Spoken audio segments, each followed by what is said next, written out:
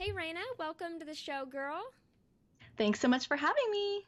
I'm so glad you are here and we are getting to chat marketing today. I know this is going to be a blast and cannot wait to get into what you call the vertical method. Before we do, though, I would love to hear your backstory and how you have established such an awesome brand online. Well, thank you. Yeah, so we started a couple of years ago, 2 years ago in this past April, and I was actually a social worker and a wedding planner before that, so kind of a weird Really? history. And I think a lot of people in my audience kind of relate to, I don't really know what I'm doing, and I don't know what I want to be when I grow up. And Yeah. I feel like my coaching business is actually finally the most grown up I've ever been, and feel like I'm actually landed on something that I'm really passionate about and Uh feel huh. like I'm making a difference and impact. So Reina and Co is the life and business success coaching practice. We're creative entrepreneurs who are right-brained and heart-centered, and we help people who have lots of big picture ideas but like can't they're like constantly spinning their wheels like I Right. want to do all the things. And so what we help them to do is focus on what's most important, distill it down to like the things that are most Right. important so that they can become the go-to expert in their industry. And we do that through group coaching programs, through one-on-one, through courses and products and stuff like that, and retreats and workshops, which has been like a new addition and super duper fun. That Uh, does sound fun. yeah, it's been a lot of like new learning for Uh huh. me and bringing in my kind of event experience from the past. But also, I am a co-host of the Creative Empire podcast with Christina Scalera, and we get to talk to cool entrepreneurs there too. So I love podcasting, Yeah. so Oh, I'm yeah. excited to be here. Oh yeah. So what was the switch and the transition look like? You went from social worker and wedding planner to now this. What did that transition look like? Yeah, so I've talked about this quite a bit, but it was basically that I had a kid, and Okay. my kid maternity leave transition back to work. We ended up moving further away from my job, so I was commuting about 2 hours each way, which was insane to do with a kid.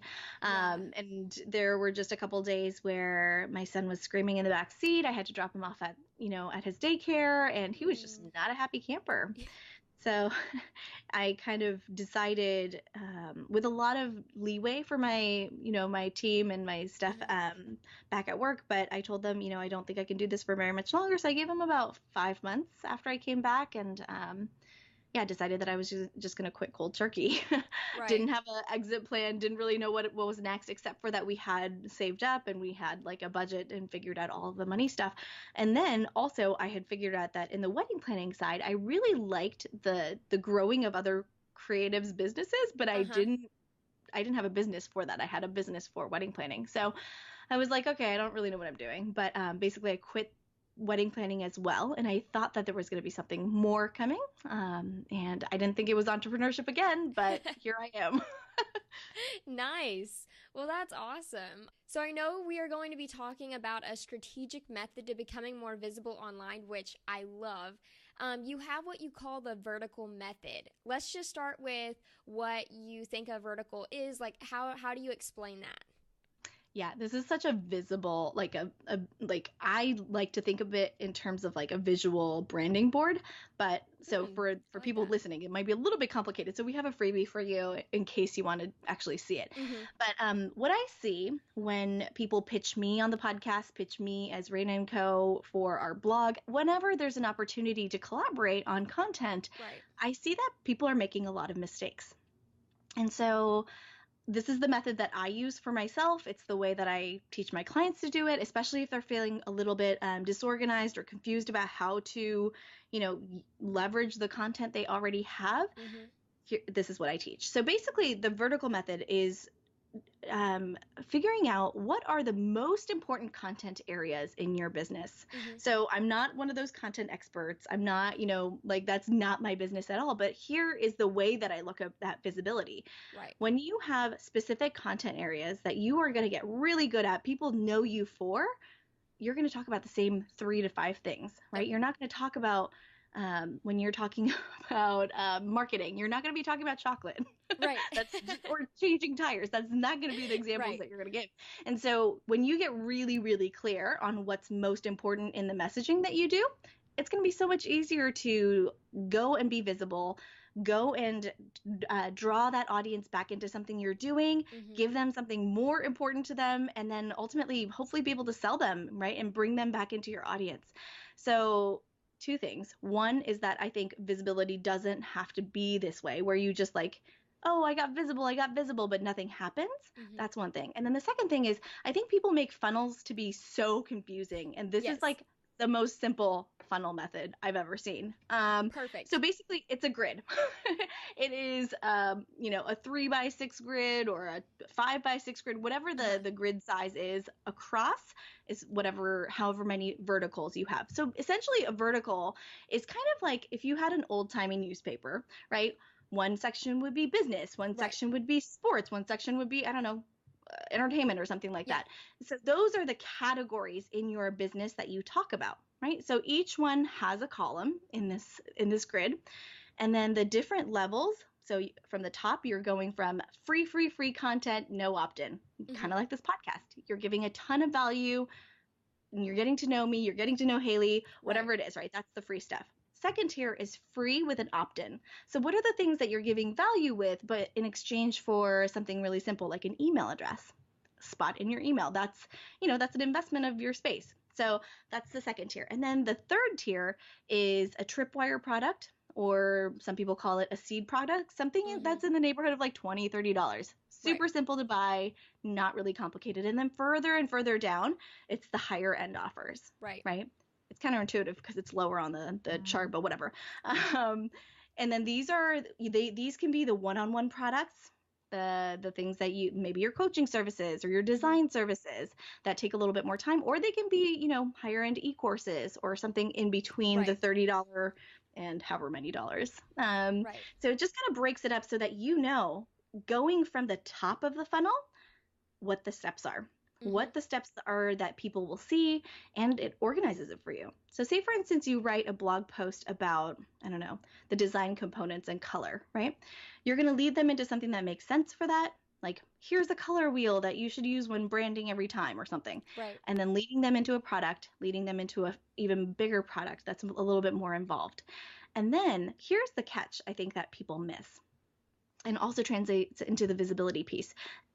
Somebody else has written a similar article. Somebody has written or talked about the similar concept that you have just written about, right? Mm-hmm. But what is your unique spin to this particular vertical? So, what are the philosophies? What are your beliefs? What are some of the things that piss you off about that industry, Yeah. right? What are the things that you don't believe that's kind of the status quo of your industry? Mm-hmm. These are the things that kind of go into the philosophy category or the secret sauce, whatever you want to call it.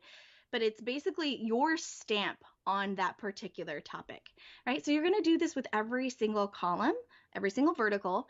And for mine, not every box is filled in. And this is the magic of entrepreneurship, is that we don't have to have everything figured out at the beginning. That you can have, one opt-in, one blog post that leads to that opt-in, and then maybe a service or maybe a small product. Mm-hmm. But you don't have to have it perfect. And I think that when you start organizing it this way, you can start seeing, okay, here I have a lot of content, but nothing that it's leading to, or I have a lot of products, but I don't have anything that's leading into that product. So it's Right. kind of a simple way to audit the kind of work that you're doing. Yeah, I love that you mentioned the tripwire because that's such an important, addition to your sales funnel. And I think a lot of people underestimate it because they're like, why would I'm not making a lot of money off that? Why is it so important? And it's all about building trust to that end offer. You're talking about the coaching package or that high service, high end course. That's what I'm trying to get at, high end course. If you're building all this trust, you're free tier, and then you're free with opt-in, and then your tripwire. Well, now they've purchased with you. Now they're a customer, and that just changes the whole psychology of it. That switches their mindset of they're just so much more connected to your brand than they would have been with just that free opt-in. So, for $9 or $18 was such a low end offer, well, you now have a new customer, and it's a lot easier to market to those that have already bought things from you, even if it's just a $5 product, than it is to someone that's just opted into your email list and hasn't bought anything from you yet. Yeah, I totally agree. I think the people who have already bought from you, have already bought into your Yes. business model to you, right? And Mm-hmm. so the know, like, and trust is already kind of there. And as long as that product does what it says it's going to do, they're going to buy again. Yep. They're going to be more inclined to pay attention to you than anybody else, or, your direct competitors, so to speak. And I think, yeah, it just sets you apart from other people that they might be following. Yeah, for sure. Okay, so then our next step, now that we have a basic understanding of the vertical and your map and your grid, what does that process look like of figuring out what your verticals should be? Yeah, so here's what I would say. If you have already started writing content, if you've already sort of started putting together blog posts or tested out some ideas, you already kind of know what people want, right? Mm-hmm. You have a particular skill set and you have a particular lens, and those verticals will probably fall somewhere in there. The tendency I see is that people will want to make the vertical really wide, like encompass more than what it actually should. I think narrowing it down is actually very helpful. Um, so that you actually become the expert in that thing. So just think about okay, when somebody reaches out to you, what do you want them to ask you about, right? What is it that you want Right. to be known for? Um, and we have to create more and more opportunities for that.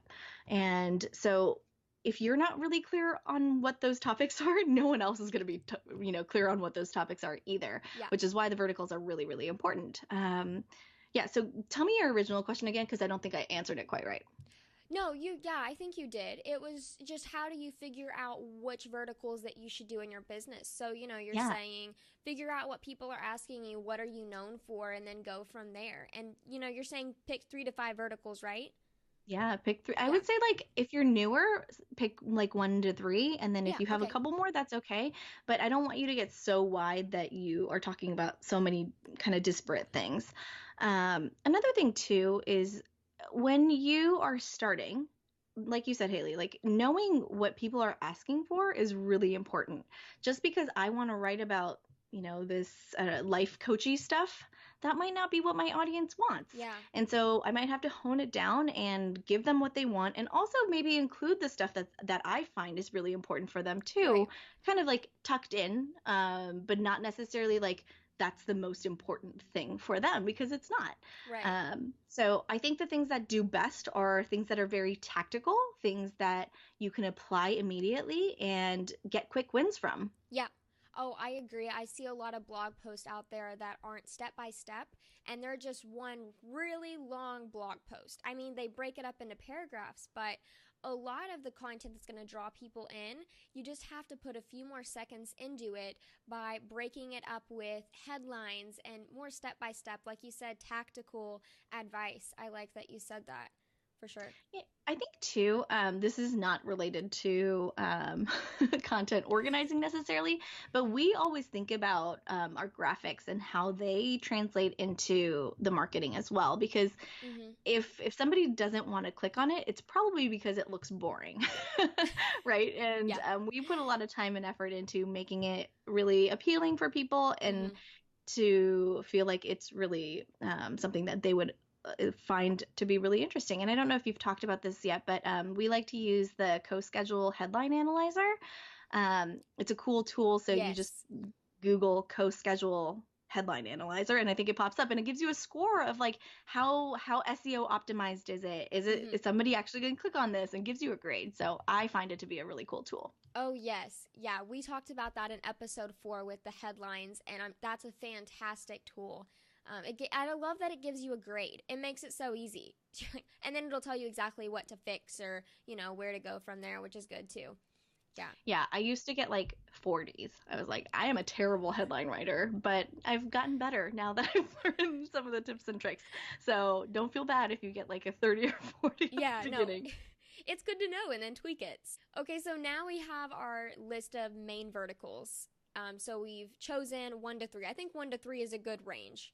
On to actually organizing them. So take us through the steps on what it looks like to kind of organize them and take action on making that happen. Yeah, so this actually started when I had a giant flip chart paper. It's like one of those post-its that you post on the wall. Mm-hmm. And I started writing, here are the things that I typically am known for. Here are the Mm-hmm. things that I might have opinions about, right? And it wasn't organized. It felt really crazy. And I was like, okay, I need to organize some of this. So I started pulling them into content areas. Like, here are the things that I like to talk about most. Here are the things that my clients need most. And then I kind of created categories from there. It was really trial and error. And then after that, I was like, okay, so how does this fit into our funnel? How does this fit into the products that we have? And I realized that some of the products that we had didn't actually make sense for our Hmm. verticals. So that was a good audit, right? It Right. kind of like sits off to the side. Like it's something that I'm passionate about, but maybe not necessarily part of our Right. verticals, and that's okay. So like just knowing that is fine. But once you organize it, I have it in a post-it sheet of paper in front of me, but also I have translated it to Trello, and I'm happy to Yep. share that with you. And I have that swipe file. It's pretty. And then you can send that to your team or send that to your marketing person, and they can start helping you fill it in. And also, I think on top of just seeing it, it allows you to organize all of the content. So Mm-hmm. here's blog post one, here's blog post two, here's what I've written about this, and here's a one opt-in for this one thing. Um, and I think a lot of people get confused about opt-ins and content upgrades and all of that stuff. I don't think it needs to be that complicated. It's Mm-mm. basically the same thing. Um, Yeah. but if you have a lot of different content upgrades, you want to know which vertical it falls into so that Right.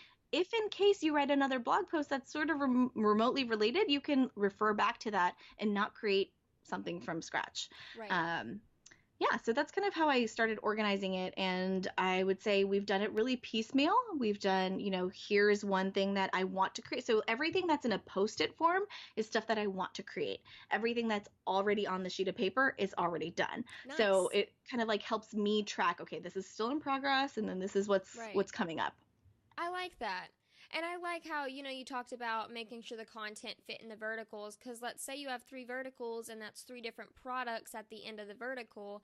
Well, now you know what types of content to write that will lead into that product. That way, you're not just writing content to write content, which is a good thing to do. You want to put a lot of content out into the world, but you have content with a purpose now, and that's a lot stronger and a lot more beneficial for your business to be a profitable business if you Yeah, have for that. sure. Yeah. And I think too, sometimes what I see is I hear people saying stuff like, "Oh my gosh, I have to publish my blog post today." And I'm like, "Have you written it?" And they're like, "No." I'm like, "Okay, what are you going to What? write about?" And so, right, when you have these verticals, it's so much easier to know, like, here are some ideas that I have that fall into this particular vertical Mm-hmm. because I'm going to launch this thing. It's already very, very intentional. And instead of having to feel like you need to make stuff up on the fly. Yeah. Right? Yeah. I love that. Writing blog posts with intention. So, is there some do's and don'ts whenever it comes to this that you've seen? I would say do's, make sure that you are thinking ahead, right? And Mm-hmm. thinking about what you want to create in the future or what your audience is asking for. Um, don't do all the things at once. Feel like you have to fill in all of those squares right now. I think that when I've shown it to clients, they're like, well, how do I do all of that? I'm like, you don't. You really just become strategic in terms of, okay, this is the content area that I'm going to focus on this quarter. So, Mm-hmm. say for instance, you have three verticals, but Q1, you're only spending on one of those verticals. Mm-hmm. Q2, you're spending on the second vertical, and then the last one, you're spending on the third vertical. It doesn't have to necessarily be that way, but if your brain works like that, you could Right. totally do it that way. My friend Lacey Craig, she's another coach. She is a content expert, and what she does is she takes those basically verticals or content areas, and she recycles them every single week. So in each month, she's talking about all of her categories. So people are really immersed, know what she's known for, these 4 or 5 categories, which is Right. really cool. People are like just they know her for this stuff, and it's a different way of doing business. Yeah. Yeah. I love that. So let's end with talking a bit about passive income and the idea of building a 100% total passive based business and how it relates to kind of what we're talking about with the vertical method. Yeah. I think most people are not ready for passive income. That's a And this is fantastic point. This is why I believe that. And actually, we're doing a workshop called the VIP Intensive, Your Path to Passive Income. And it's because we need to create that path before we do the passive income thing. Mm-hmm. So some of those things are learning what those marketing strategies are, like we're Right. talking about, creating the funnels for the things Mm-hmm. that you want to create. How are people coming in, and how are you generating those leads? How are you nurturing the people you already Yep. have on your list, right? I'm kind of like word vomiting all the things, but I think that if you don't have all of those pieces, it's going to be really disappointing when you launch that thing. It is. Uh, so one of the things that I did towards the beginning of my business, when I had probably less than, I want to say 2,000 people on my list, I was able to sell a one-on-one coaching program and sell it out. But a passive income product, I only sold two of, right? And so it's kind of a lesson of, okay, just because you create it doesn't mean you're going to sell a lot of it. And sometimes selling your non-passive income might be more lucrative and profitable. So for the people who are ready, who are, gearing up towards that passive product, just really think about how you're nurturing the people who are coming in Mm-hmm. and getting fresh blood into your pipeline and making sure that those people are really delighted with the things that you're offering them. Yeah. I like that you mentioned that a lot of people aren't ready for passive income because there is that idea around passive income that it's passive. You don't have to work a lot, which is somewhat true in a way because you typically only have to make the product once and then you could sell a million copies of it, theoretically. But it is also the fact that you do have to work, you do have to nurture. There's so much to it just to bring people up to the point of, okay, yeah, I'll buy this. Yeah, for sure. And I think that what I just said is probably going to trigger people and they're going to be like, "No, I'm going to do that on my own." And that's totally cool. Like Oh, if yeah. you're going to sell passive, go for it. Mm-hmm. I just don't want people to be like, people told me that I can do passive and I know that I can do Right. passive, but then something fails and then they're like, "Well, somebody lied to me," right? And Right. that's my unpopular belief, that I think a lot of people are not ready for passive, right? It's kind of controversial. People don't want to hear that. But at the same time, I think that there are a lot of strategies to put in place so that you can be ready Yes. and be Yes. super proactive, like putting your content streams together to know where your people are going. And what I also see people doing is when they put those passive income products together, they're not doing the post nurturing process so that those people can buy Mm. again and again and again for you. Mm-hmm. So if you're kind of prematurely putting something out, you might just lose those sales that you could get on the back end of Right. that sale. So just a couple different things to consider. I think people get really overwhelmed by it. Mm-hmm. So I think it's just like thinking and being really, really intentional about where you're putting your Yes. time and effort. I think passive income is marketed as a short term game, and passive income is actually a long term game.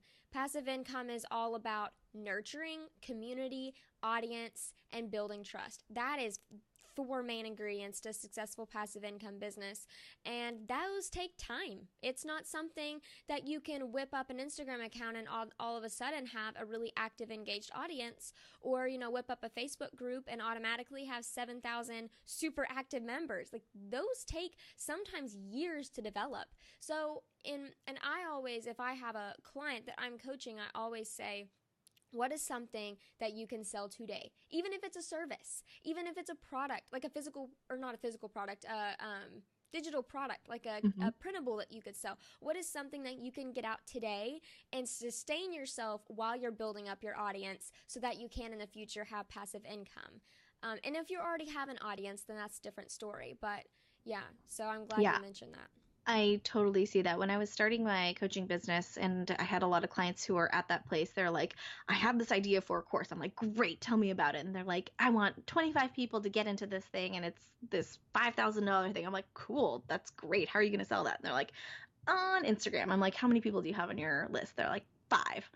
I'm like, okay, you're probably not going to be able to sell that many. And so I like your point about like go earn the money so that you Mm-hmm. can create, like, have the time to build Right. all the things that you need. And also think about those people as like research, I Oh don't know, lab yeah. rats, I guess. They're like you're being paid to do research with Yeah. those people. Um So I don't take that lightly. I find that to be super rewarding that you get Mm-hmm. to actually test something with people who will actually give you feedback, right? And Yeah. so beta clients are great, Mm-hmm. one-on-one clients are great. I think that you honing your craft is always a good thing. So Mm-hmm. I think of those people for me were such a gift, and I think that they allowed me to learn quicker and Yep. they're, stepping stone is the wrong word because I don't want to feel like I'm stepping on them at all, but they were their feedback was the way that I grew as quickly as I did. Another thing too, passive income has a misnomer, like you said, and I think of it in terms of leveraged income. So when you launch something that's not necessarily passive, but maybe allows you to go from one to many, right? Mm-hmm. It could be a group program, right? Or a retreat. So I launched the retreat and has gone really well, Good. and we'll probably do it again. But stuff like that, it's not just one to one anymore. You're taking what you already know and turning it into a different kind of an experience where you can still deliver on results and you can do it at one time. And yeah, so I think you just have to get creative. Everyone says passive income products, aka printable, aka I don't know, ebook, Right. aka course. But I think if you get really creative, you'll actually find that you like delivering results or delivering content in Mm-hmm. a totally different way than what's in the box. Right. Well, thanks for sharing this. Seriously, you are such a rock star. And I would love for you to tell people where they can hang out with you online. Sure thing. So you can find me at reinaandco.com. So it's REINAANDCO.com/vertical. And you can find the verticals method, and I think it's vertical or verticals. I can't remember what I We'll said. link it in the show But I think notes. okay, put it in the show Yeah. notes. And it'll give you the Trello board that you can just swipe, and you can make sure that you plug in your own stuff. I think that the people that have shown me their back end for that is it's really really cool. So if you organize yours in the verticals method and you want to ping me on Instagram or whatever, I would love to see it, and I always give feedback. So Awesome. Well, thanks so much for being on the show. I love talking to you. This was such a fun topic. thanks so much for having me.